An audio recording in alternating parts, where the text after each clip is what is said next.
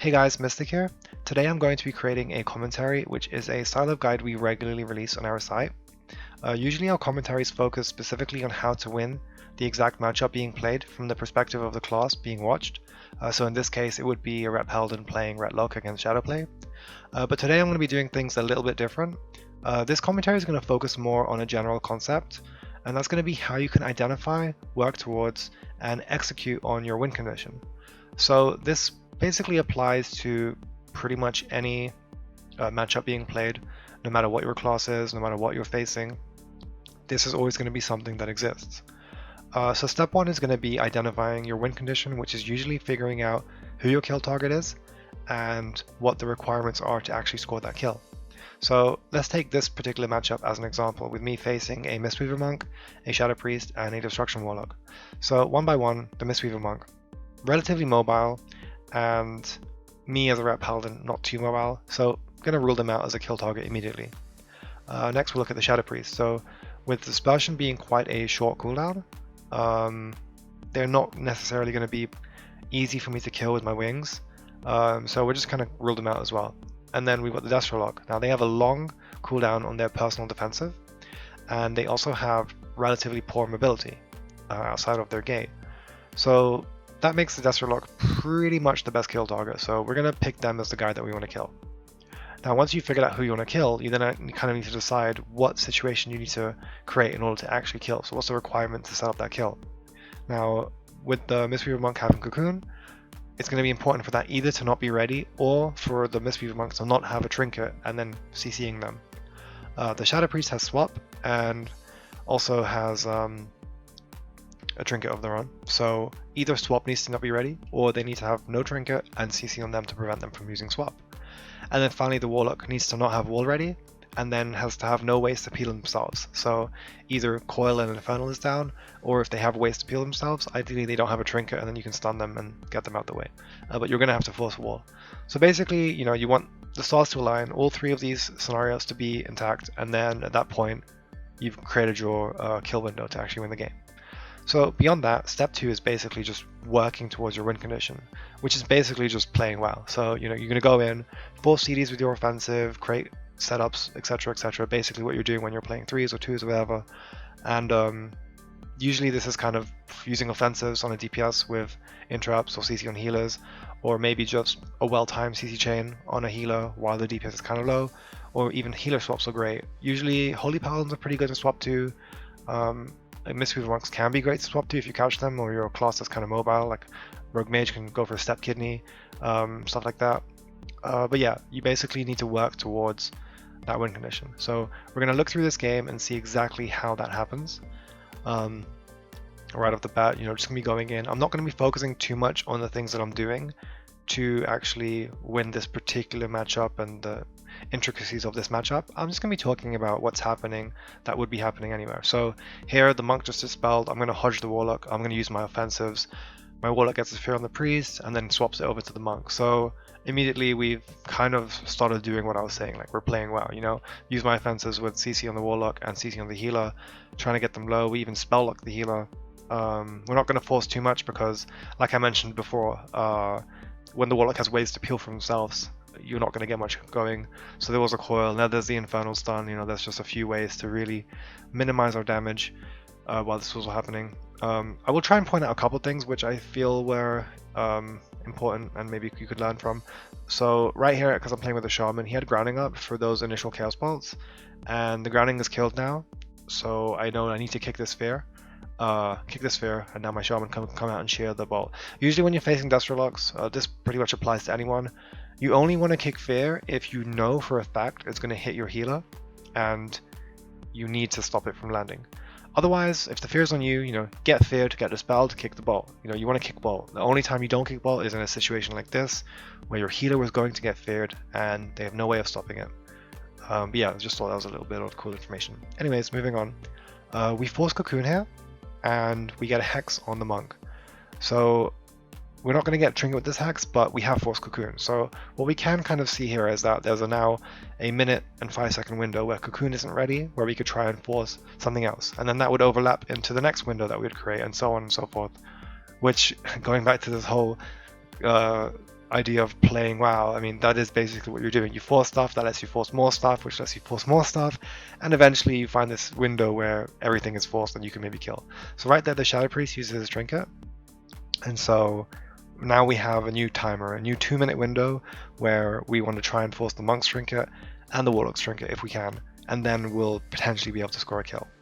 But yeah, again, I'm not going to focus too much on this exact matchup with the global by global. Usually in our commentaries, we're really focused on exactly the decision, every decision that's being made and how to win the matchup. But again, I don't want to focus too much on that. So here, the Shadow Priest just used Master Spell. So there's now this new window, 45-second window, where the Shadow Priest doesn't have Master Spell to get his healer out of CC. Which means that potentially if we get a really good go in the next 45 seconds, it might be enough to force the Monk to trinket. Because there's no Master Spell. The Priest still has a minute 30 on his MD, on his trinket. So still leading up into that window. Anyway, just attacking the Warlock here, trying to get something going. I have wings ready in 5 seconds again, so it's likely that with that we'll probably try to force something again, try and get CC on the healer if possible. Probably won't be holding on to it too much. We get a double coil there, I wings, hit the Priest. Get a fade back onto the Warlock, trying to force more. There's a coil, there's a fear on the Monk, and there's my Hodge on the Warlock. So cross CC with offensives, trying to make something happen, trying to force something. Kick to banish. Okay, cool. There's Cocoon. So now back to this window again. Minute 5 from this point to try and force more. Usually you're not gonna really create windows off of the back of like starting with a cooldown that's less than 2 minutes. So with Cocoon being a minute and 5 seconds.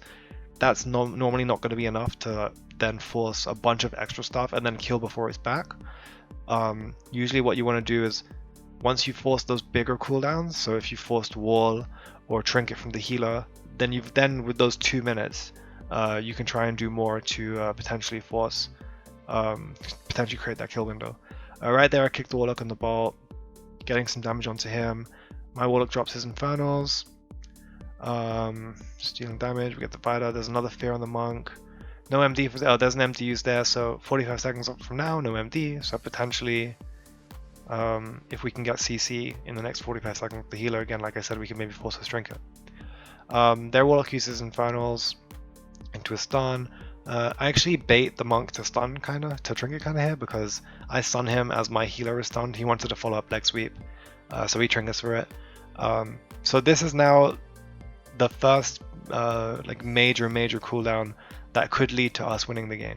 The Monk has used this trinket, so we have 2 minutes from this point to try and force the Warlock's trinket if possible, the Warlock's wall, and probably the Shadow Priest trinket again. Again, they probably don't like realize what's going on in terms of how we want to set up our kill. They're just kind of playing the game. They're going to be trinketing offensively. They're going to be doing what they can to win the game, because they're like thinking, oh, we need to force their shaman's trinket to win, so the Monk just goes for his trinket, things like that. And you'll notice if you like go back and watch your VODs and kind of see, if you record your games and analyze what you're doing and what's happening, you're going to find many situations like this where enemy teams are blowing their trinkets and using cooldowns and giving you these opportunities to create kill windows that you're not capitalizing on. So right here with the Monk trinketing, that's immediately a window where we need to be looking to do something. The Warlock also trinkets the coil. So now we forced both trinkets. Probably that's just them being offensive because they see they have pressure and they want to do stuff, but they've now given us a window of opportunity. And had they not done this now, maybe they wouldn't get the pressure and then the game would kind of be a stalemate until later in damp.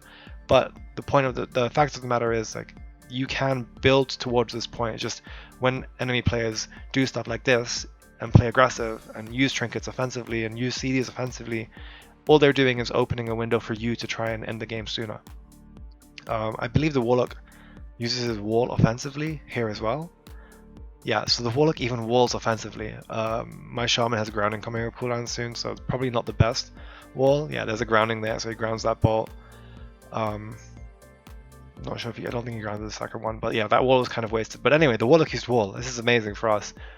2 trinkets down, Warlock used wall. All we need to do now is force the Shadow Priest trinket, and we're in a position where we could potentially win the game. A spell lock on the Warlock there with the fear on the Monk is going to maybe let us force more, potentially a Cocoon, maybe, I'm not sure. We'll see how low we get this guy. I don't have kick ready now, but I do have my small wings ready. I hodged the warlock here on the chaos port while the monk had the spell ready. He dispels the warlock, the priest gets feared, the priest trinkets. Now we've suddenly out of nowhere created a situation where we can actually just win the game like this before even getting into dampening. Again, I have to reiterate the fact that while this is happening much faster than normal, usually in a matchup like this with a comp like mine, it can take much longer, but with them playing aggressive and with them trying to make stuff happen too, they've just created this window for us to do something. And there we force Cocoon with my big wings. So with Cocoon out of the way, we might not even need to crowd control the monk on the kill if we can do it in the next minute or so. Before the warlock has his trinket back, but in an ideal world, you know, it's possible for the monk to out heal our damage. But basically, with Cocoon gone as well, it means that even if the warlock were to survive our kill attempt with the CC on the monk, he would come out of the CC potentially unable to use Cocoon, or he won't even be able to pre-Cocoon to go. So that's another big deal. Like, druids can pre-bog, shamans can pre-totem, monks can pre-Cocoon. So with Cocoon gone now, there are very little things that they can do to stop our upcoming kill attempt. The only thing ready right now, the only thing they can do is spell lock. So we're gonna have to do something about that, either get it used or like fear the pet or whatever. But we're definitely mindful of the fact that a kill can come soon because I have small wings ready. My on use is in 30 seconds, so that's before trinkets are back, so we could go then. Spell lock was just used. Okay, so right now we're actually in this stars aligned, window is here, it's time to probably go for the kill. We could maybe wait for my on-use to be ready, but with Spelllock being down now, there's pretty much nothing they can do. The only thing this team can do to prevent us from setting up this kill is the monk has to incap any CC that's coming onto him while he's lining, and the priest has to pre-fade any cost of CC on him. So those are the two things that they can do, but again, they could make mistakes and we could maybe play around them. We can play around them by locking the priest, which I do believe is what happens. Okay, there's a spell lock on the priest. So right now, the priest can't avoid any CC. We can get a hex on the priest and a fear on the monk with my stun on the warlock. And my small wings, and then my warlock bolting, and that's how we can win this game. The monk could potentially, like I said, he can't incap, he like use paralysis. I also kicked the warlock there. So that's even more so in our favor. Like there's a chance the warlock could reflect my hodge, right? But I just kicked the warlock in chaos ball now, so he can't do anything about that. I don't know, I'm not tracking paralysis, so I don't know if the monk had it ready. My warlock actually gates in and starts casting a fear on the monk, so he fears the monk. We hex the shadow priest out of the spell lock, which he couldn't avoid because he was away from the pillar, and I hodged the warlock and I used my small wings. So this is it, we've done it. We've created our kill window, we've executed on it pretty much perfectly, and we're probably going to reap the rewards as I have a ton of damage ready. My warlock gets 2 bolts off, we have a cap out, and we win the game, just like that. We basically killed the warlock just as the shadow priest came out of the hex. You can see here 0.6, 0.4, 0.3. Like he was a third of a second away, or 0.3 seconds away from pressing swap and saving his warlock. So yeah, just goes to show you the importance of finding these kill windows and capitalizing them properly. Like everything here was just completely perfect. Stars really did align. But yeah, that basically wraps up this video. I'm gonna have a form linked in the description if you guys would be so kind to give us some feedback. We're looking to kind of figure out if people are actually liking these, and also if people would prefer them to be more generalized like this, or if they would prefer them to focus more on the matchup, or both. Potentially people would want a bit of both, but yeah, that's pretty much it. Hope you guys enjoyed this video. Thanks for watching, and we will see you next time.